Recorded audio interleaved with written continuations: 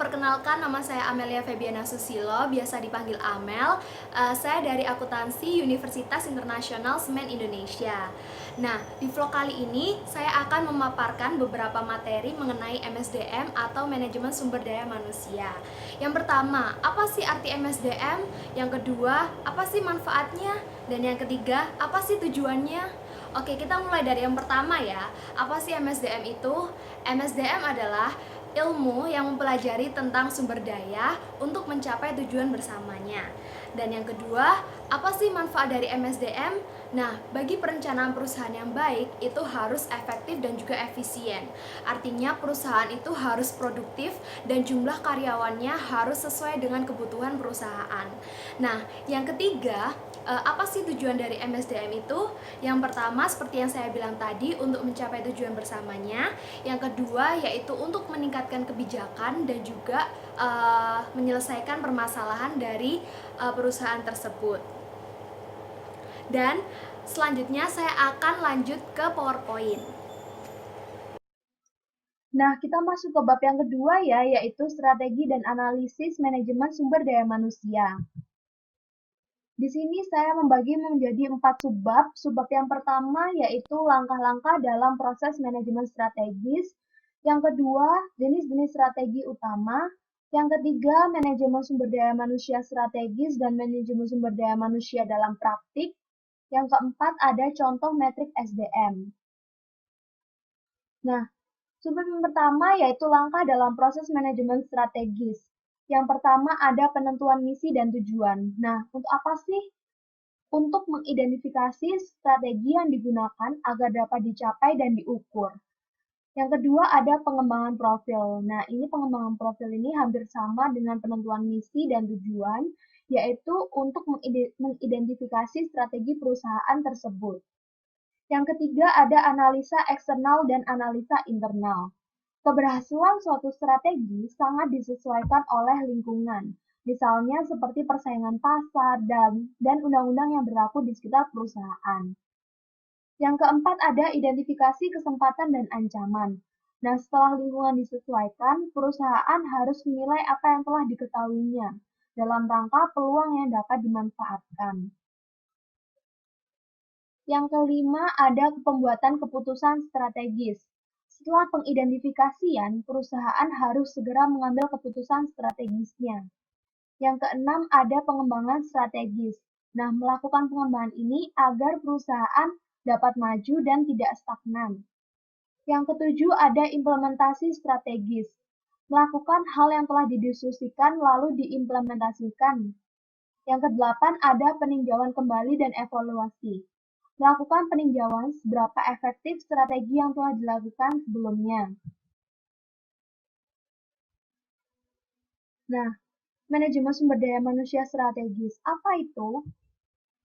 Merumuskan dan melaksanakan kebijakan dan praktik sumber daya manusia yang menghasilkan kompetensi dan perilaku karyawan yang dibutuhkan perusahaan untuk mencapai sasaran strategisnya. Nah, manajemen sumber daya manusia dalam praktik.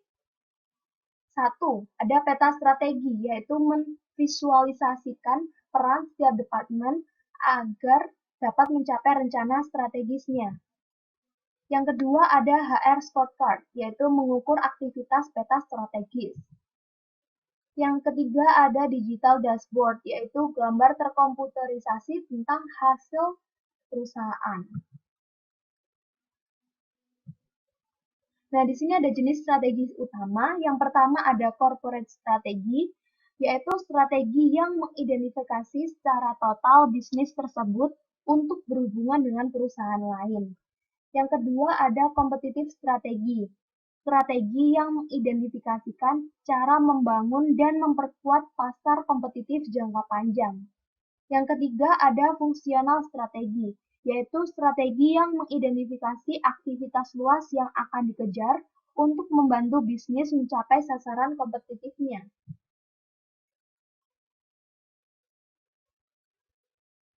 Nah, di sini ada contoh metrik SDM.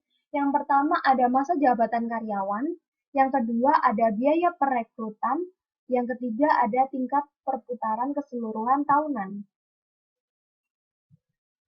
Nah, yang dapat dilakukan pemberi kerja untuk memiliki sistem berkinerja tinggi yaitu yang pertama, menganalisis latar belakang karyawan, yang kedua, pelatihan dan pengembangan karir individu, yang ketiga, pengembangan organisasi. Oke, kita lanjut ke bab yang ketiga ya. Bab yang ketiga yaitu analisis pekerjaan dan proses manajemen bakat. Mengapa manajemen bakat penting? Talent management atau manajemen bakat merupakan sebuah cara atau sistem untuk mendapatkan penilaian yang tepat terhadap masing-masing karyawan di perusahaan. Hasil dari penilaian tersebut berguna untuk melihat dan menilai apakah karyawan mampu untuk membantu perusahaan mencapai tujuannya. Nah, mengapa analisis pekerjaan penting? Sangat penting bagi perusahaan untuk memahami job description, job recruitment, dan juga kandidat yang sesuai untuk menghasilkan kinerja yang tinggi, apalagi di era persaingan yang semakin besar ini. Analisa pekerjaan merupakan proses pengumpulan informasi secara rinci mengenai tugas dan prosedur untuk menentukan tanggung jawab dan persyaratan keterampilan yang dibutuhkan dari pekerjaan dan jenis orang yang harus dipekerjakan untuk pekerjaan tersebut. Nah, di sini ada metode dalam analisis pekerjaan. Yang pertama yaitu wawancara. Wawancara adalah metode yang paling sering digunakan untuk mengenali kewajiban dan tanggung jawab pekerja, dan karena kelebihan yang dimilikinya. Yang kedua ada observasi. Observasi langsung dapat berguna terutama untuk pekerjaan yang terdiri dari aktivitas fisik yang dapat diamati. Contohnya seperti pekerjaan perakitan. Para manajer menggunakan observasi langsung dan wawancara. Nah, yang ketiga ada kuesioner. Kuesioner digunakan untuk menjelaskan kewajiban dan tanggung jawab mereka yang terkait dengan pekerjaan.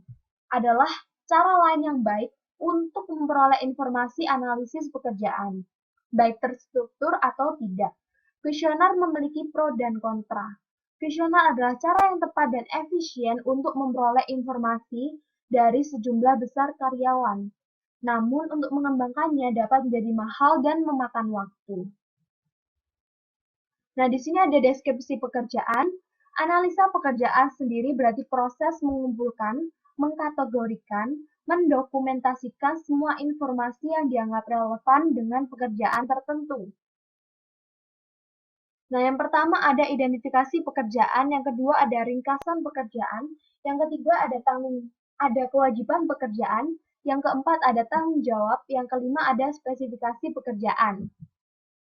Nah, spesifikasi pekerjaan yaitu spesifikasi yang menjelaskan persyaratan khusus yang dijadikan sebagai compensable factor, di mana di dalamnya kita akan menemukan keterampilan dan usaha yang harus dilakukan oleh jabatan tertentu. Hal ini memperlihatkan jenis orang seperti apa yang akan direkrut dan untuk kualitas seperti apa yang orang itu harus uji. Spesifikasi pekerjaan dapat merupakan bagian dari deskripsi pekerjaan dan dokumen yang sama sekali lain. Nah, di sini ada analisis pekerjaan berbasis kompetensi. Nah, artinya adalah mendeskripsikan pekerjaan yang berkaitan dengan keterampilan, pengetahuan, dan kompetensi yang dibutuhkan yang lebih strategis. Keahlian, pengetahuan, dan kompetensi strategis adalah inti dari proses manajemen kinerja perusahaan manapun. Nah, bagaimana praktiknya? Yang pertama yaitu mendesain aplikasi software yang lengkap, menyusun prosedur resmi, dan menciptakan prototipenya. Yang kedua, menyusun persyaratan standar yang diperlukan untuk mengkoordinasi transfer data secara efisien dan lengkap. Yang ketiga, ada menyiapkan dokumentasi yang lengkap dan komprehensif termasuk spesifikasi, diagram alir, proses pengawasan, dan anggaran. Oke, kita lanjut ke bab yang keempat. Nah, kita masuk ke bab yang keempat, yaitu perencanaan personel dan perekrutan. Yang pertama ada perencanaan dan peramalan angkatan kerja. Perencanaan angkatan kerja yaitu proses untuk memutuskan posisi apa dalam perusahaan yang harus diisi dan bagaimana cara mengisinya. Yang kedua ada strategi dan perencanaan angkatan kerja. meramalkan permintaan pemberi kerja untuk tenaga kerja dan penawaran angkatan kerja. Kemudian mengidentifikasi kesenjangan penawaran dan permintaan dan mengembangkan rencana tindakan untuk mengisi proyeksi kesenjangan tersebut. Perlunya perekrutan yang efektif, mampu menghadirkan sumber daya manusia terbaik, dan mampu menarik perhatian dari orang-orang yang punya kemampuan dan keterampilan khusus untuk memenuhi spesifikasi pekerjaan yang dibutuhkan. Sumber kandidat internal. Rekrutan biasanya melalui LinkedIn, agen tenaga kerja, dan iklan baris. Tetapi dengan sumber-sumber internal, dengan kata lain karyawan saat ini, atau memperkerjakan dari dalam, seringkali menjadi sumber kandidat terbaik. Sumber kandidat eksternal. Yang pertama ada perekrutan informal dan pasar kerja tersembunyi. Yang kedua ada merekrut melalui internet. Yang ketiga iklan. Yang keempat agen tenaga kerja. Yang kelima pekerja sementara dan staf alternatif. Yang keenam offshoring dan outsourcing. Merekrut angkatan kerja yang lebih beragam. Yang pertama yaitu merekrut perempuan, yang kedua merekrut orang tua tunggal, yang ketiga ada pekerja lama, yang keempat penyandang cacat, dan yang kelima merekrut minoritas. Pedoman praktis untuk mendapatkan informasi aplikasi. Nah, seperti ini gambar mengembangkan dan menggunakan formulir aplikasi. Terima kasih. Sekarang lanjut ke bab yang selanjutnya yaitu bab. Nah, bab yang kelima ada tes dan seleksi karyawan. Yang pertama, mengapa penting bagi kita untuk mengetes dan menyeleksi karyawan? Yang pertama yaitu karyawan dengan keterampilan yang tepat akan berkinerja lebih baik untuk Anda dan perusahaan. Yang kedua, pemilihan yang efektif untuk merekrut karyawan. Yang ketiga, perekrutan yang tidak layak memiliki konsekuensi hukum. Nah, di sini ada reliabilitas dan validitas. Reliabilitas yaitu mengukur, melibatkan, membandingkan dua ukuran dan menilai hal yang sama atau konsisten. Validitas yaitu keakuratan atau kevalitan dari tes, wawancara, dan lain sebagainya. Kategori tes seleksi yang pertama ada tes kemampuan kognitif, yang kedua ada tes kemampuan motorik dan fisik, yang ketiga ada achievement test atau tes pencapaian, yang keempat ada mengukur kepribadian dan minat. Simulasi kerja untuk seleksi, yang pertama yaitu menggunakan sampling kerja untuk seleksi karyawan, yang kedua ada tes penilaian situasional, yang ketiga ada pelatihan kerja miniatur dan pendekatan evaluasi, yang keempat ada pusat penilaian manajemen, yang kelima ada pengujian situasional dan pengujian situasional berbasis video, yang keenam ada pratinjau pekerja realistis, yang terakhir ada memilih metode pemilihan. Meningkatkan proses pengecekan latar belakang. Yang pertama ada sebagian besar pengusaha menggunakan informasi prapekerja layanan untuk memperoleh informasi. Yang kedua, melakukan pemeriksaan latar belakang untuk memverifikasi informasi pemohon dan mengungkapkan informasi. Yang ketiga, ada pengujian kejujuran yang sangat penting.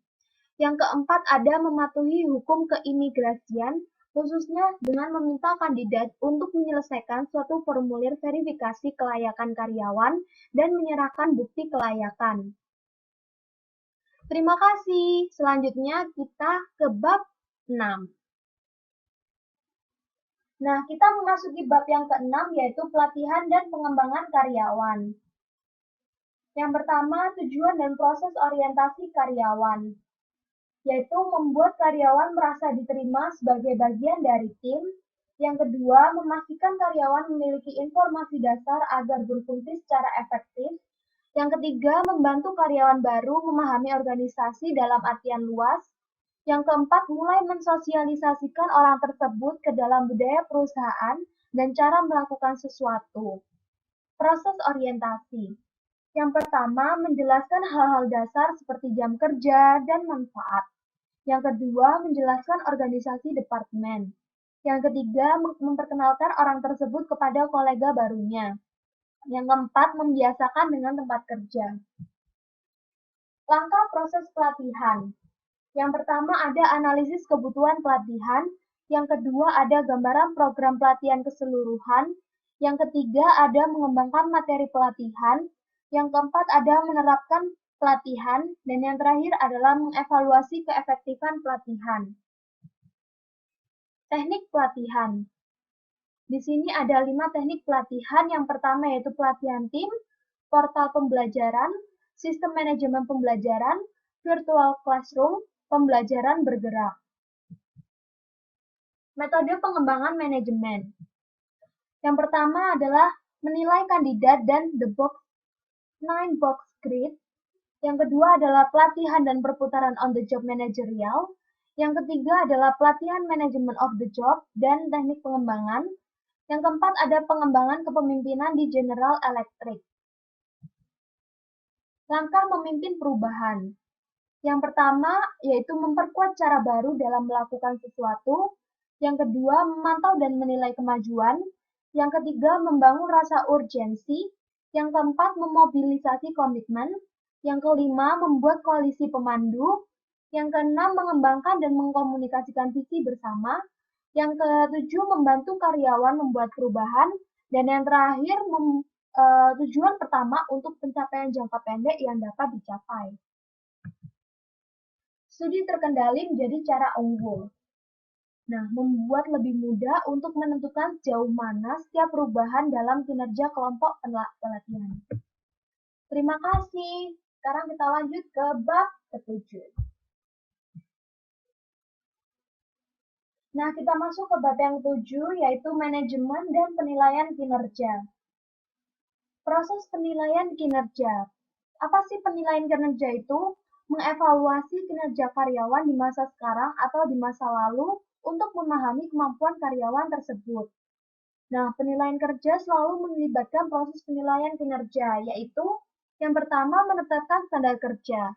Standar kerja harus jelas dan objektif agar mudah dipahami dan diukur. Biasanya dimasukkan ke dalam job analysis atau job description. Yang kedua ada mengkomunikasikan kepada karyawan standar yang diharapkan perusahaan, sehingga karyawan mengetahui standar apa yang perusahaan harapkan dari mereka. Yang ketiga ada mengukur kinerja nyata, bersumber dari informasi-informasi yang tersedia dari berbagai sumber seperti pengamatan, laporan statistik, laporan lisan, maupun laporan tertulis. Perlu diingatkan bahwa pengukuran bahwa kinerja harus objektif berdasarkan fakta dan temuan. Yang keempat ada membandingkan kinerja nyata dengan standar yang ditentukan. Apakah kinerja tersebut nyata, sudah sesuai dengan standar yang ditentukan oleh perusahaan? Yang kelima ada diskusi hasil penilaian dengan karyawan. Menyajikan penilaian yang akurat sehingga karyawan yang bersangkutan menerima hasil penilaian tersebut, jadi karyawan dapat mengetahui kelebihan dan kelemahan dari kinerjanya tersebut. Yang keenam ada mengambil tindakan korektif, tindakan perbaikan. Jadi jika terjadi penyimpangan antara standar kerja dengan kinerja aktual karyawan dan telah dikomunikasikan dengan baik antara dua pihak, maka pihak perusahaan maupun karyawan harus mengambil tindakan untuk memperbaiki kinerjanya. Manajemen kinerja, yaitu proses mengidentifikasi, mengukur, dan mengembangkan kinerja individu atau tim untuk memastikan sasaran organisasi sudah tercapai secara konsisten dalam cara yang efektif dan efisien. Perbedaan penilaian kinerja dan manajemen kinerja. Penilaian kinerja itu yaitu metode yang dilakukan perusahaan untuk mengevaluasi standar kinerja setiap karyawan.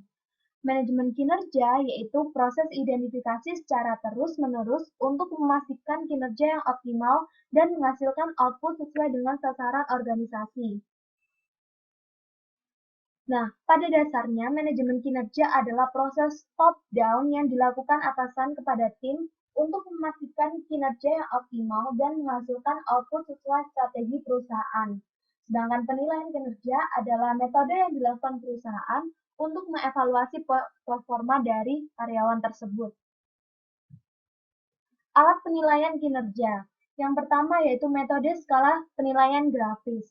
Skala yang mendaftarkan sejumlah ciri, kualitas dan kepercayaan, dan kisaran kinerja untuk setiap karyawan.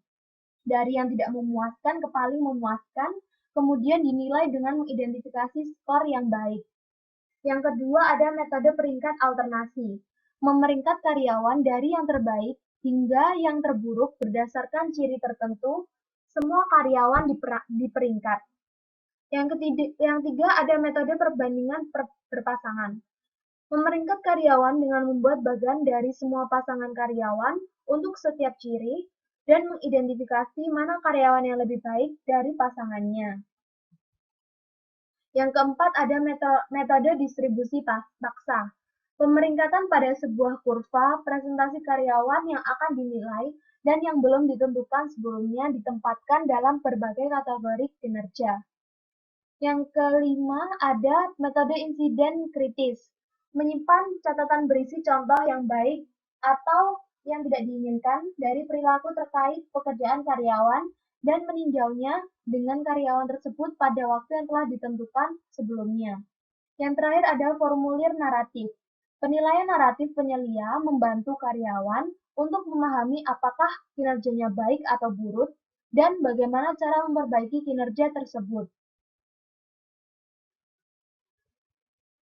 Kesalahan sistematis dalam penilaian yang terjadi ketika orang mengevaluasi satu sama lain. Ternyata banyak pula karyawan yang merasa bahwa penilaian kinerja karyawan ini dapat dilakukan dengan sepenuh hati oleh atasan mereka. Hal ini karena karyawan menganggap proses ini hanya merupakan rutinitas belaka dan tidak menjadi perhatian besar bagi atasan. Padahal nyatanya Kinerja karyawan sangat penting untuk memonitor dan menjaga kualitas kerja setiap karyawan, sehingga perusahaan bisa memenuhi target setiap periode waktunya. Nah, di sini ada kesalahan sistematis dalam penilaian yang terjadi ketika orang mengevaluasi satu sama lain. Yang pertama ada halo efek, yaitu penilaian seseorang berdasarkan pendapat pribadi yang dilakukan secara sepintas atau singkat dipengaruhi oleh penampilan pertama atau kesan pertama yang melekat pada orang yang dinilai tersebut. Ada Horns effect, yaitu kebalikan dari halo effect di mana penilai memberikan nilai yang rendah pada semua aspek kinerja karena impresi negatif yang ditampilkan karyawan. Yang ketiga ada central tendency, yaitu penilaian cenderung memberikan nilai rata-rata pada seluruh karyawan karena penilai bermain aman atau tidak memahami kinerja bawahan sesungguhnya. Penilai juga tidak memahami kerja bawahan sebenarnya sehingga tidak mampu memberikan nilai baik. Yang keempat ada strictness dan leniency. Penilai memiliki kecenderungan untuk selalu menilai rendah atau tinggi pada sebuah karyawan. Nah, ini dimisalkan seperti atasan yang selalu cenderung memberikan nilai kepada seluruh anggota timnya minimal 90, padahal kinerjanya jauh lebih baik, jauh dari kata baik. Namun atasannya hanya memberi nilai pada timnya paling tinggi 85, padahal kinerjanya bagus, seperti itu.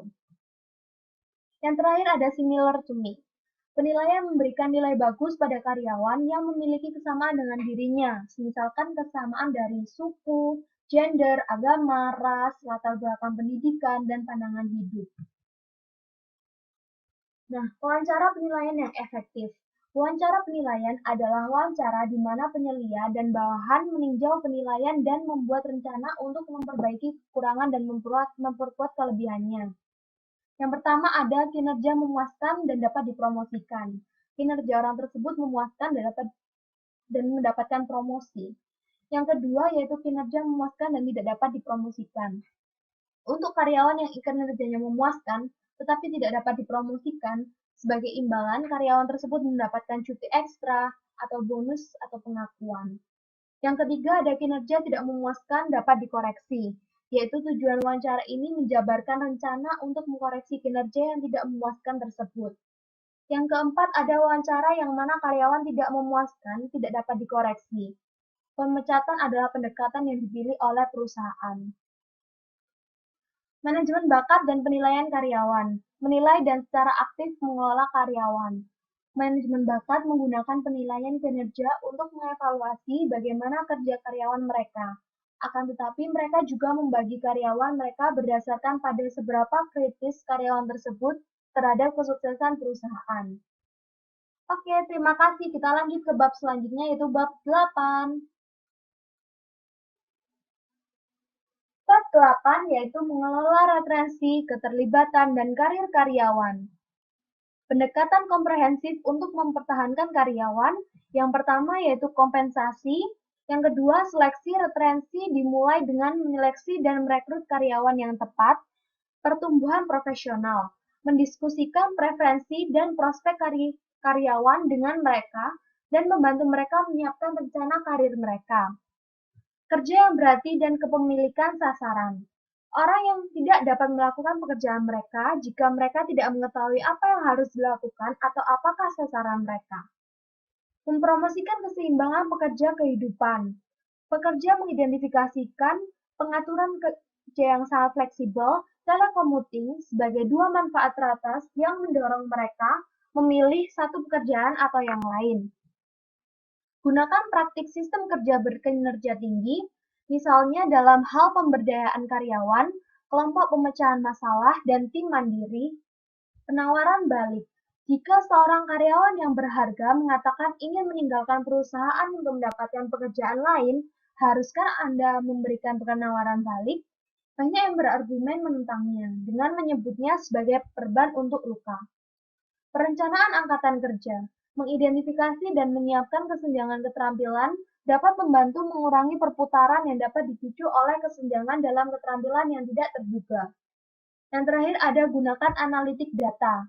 Google menggunakan analitik untuk mengolah data karyawan pada metrik-metrik seperti tingkat absensi dan moral, untuk mengidentifikasi mereka yang berpotensi untuk meninggalkan perusahaan.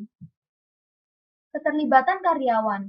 Keterlibatan merujuk pada keterlibatan secara psikologis, dalam terhubung dengan dan berkomitmen untuk menyelesaikan pekerjaan seseorang. Karyawan yang terlibat mengalami tingkat konektivitas yang tinggi dengan tugas kerja mereka.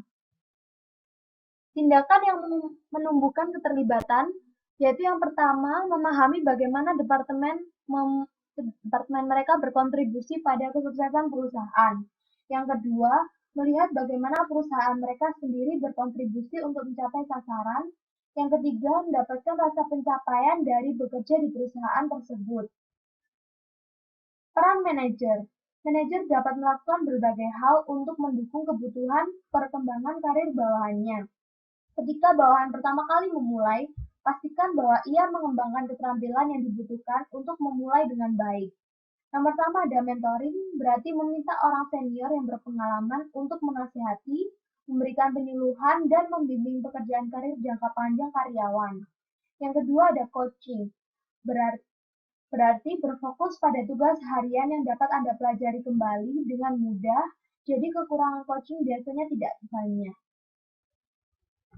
Manajemen karir siklus hidup karyawan. Masa jabatan seorang karyawan di sebuah perusahaan cenderung mengikuti sebuah siklus hidup, dari wawancara pekerjaan hingga pekerjaan pertama, promosi, transfer, dan mungkin pensiun. Kita di sini akan melihat pada 3 yang terakhir. Mengambil keputusan promosi. Promosi atau promotion secara tradisional merujuk pada kemajuan ke posisi dengan tanggung jawab yang lebih besar. Sebagian besar, orang sangat menginginkan promosi. Promosi dapat memberikan kesempatan untuk menghargai kinerja yang unggul dan untuk mengisi posisi terbuka dengan karyawan yang teruji dan loyal. Keputusan promosi karir siklus karyawan. Yang pertama apakah senioritas atau kompetensi merupakan aturannya? Yang kedua, bagaimana kita harus mengukur kompetensi? Yang ketiga, apakah proses formal dan informal? Yang keempat, vertikal, horizontal, atau lainnya? Dasar utama untuk pemberhentian.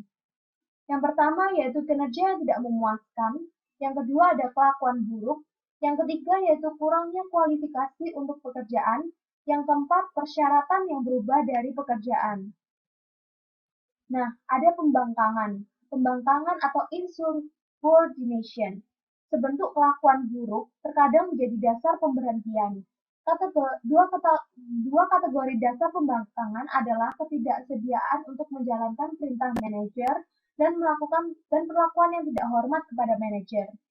Nah, seperti pengabaian langsung terhadap otoritas atasan, ketidakpatuhan langsung atau penolakan untuk mematuhi, penentangan secara sengaja terhadap kebijakan, kritik terhadap atasan di muka umum, pengabaian secara mencolok terhadap instruksi yang pantas, ditampilkan rasa tidak hormat yang merendahkan, pengabaian terhadap rantai komando, dan yang terakhir partisipasi dalam atau kepemimpinan dari upaya untuk melemahkan dan menggulingkan atasan. Sekian dari materi yang dapat saya paparkan. Terima kasih.